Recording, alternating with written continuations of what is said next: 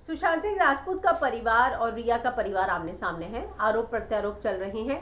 एक तरफ से खबर आती है तो दूसरी तरफ से उसको झूठा साबित करने के लिए कोई नई खबर आ जाती है। ऐसा पिछले 10-15 दिनों से चल रहा है। क्या है ये कड़ी, मैं हिना कुमावत फिल्म विंडो पर आपको बताऊंगी।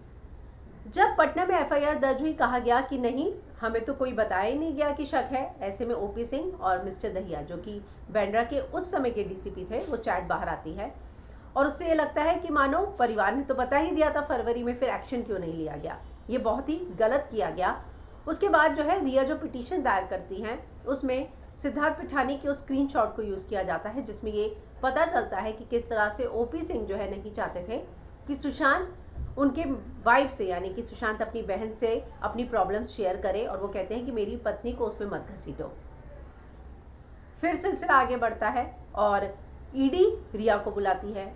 ईडी जब बुलाती है रिया को, उनसे पूछताछ होती है तो रिया प्रॉपर्टी उनके पास क्या क्या है सुशांत की, इस नाम को लेकर एक ग्रेटिट्यूड लिस्ट जो है शेयर करती हैं और छिछोरे बॉटल का स्क्रीनशॉट। साथ ही उस चैट को भी शेयर किया जाता है जिसमें सुशांत ने अपनी बहन प्रियंका से बातचीत की थी और ये बताया गया था कि कैसे जो है वो अपनी बहन से नाराज़ थे। ये जो मॉलेस्टेशन वाला पूरा सीन हुआ था वो सुशांत के वकील ने आगे आकर बताया था कि कैसे रिया ने प्रियंका को मॉलेस्ट किया था और प्रियंका जो है इस तरह से दूर हो गई अपने भाई से।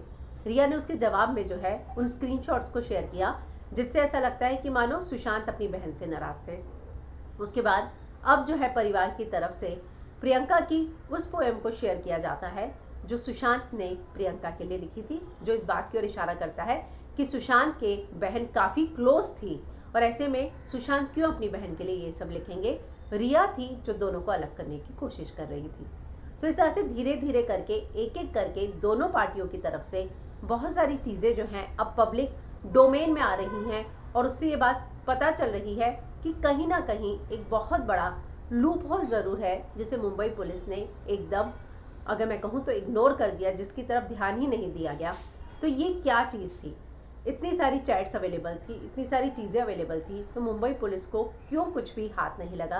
क्यों 45 दिनों तक सिर्फ बॉलीवुड के लोगों की जांच होती रही? तो इस तरह से पिछले 10 दिनों से जिस तरह से आरोप प्रत्यारोप का सिलसिला शुरू हुआ है, उन पूरी चीज़ों को देखकर आपको क्या लगता है? इन चीज़ों पर आप क्या सोच रखते हैं?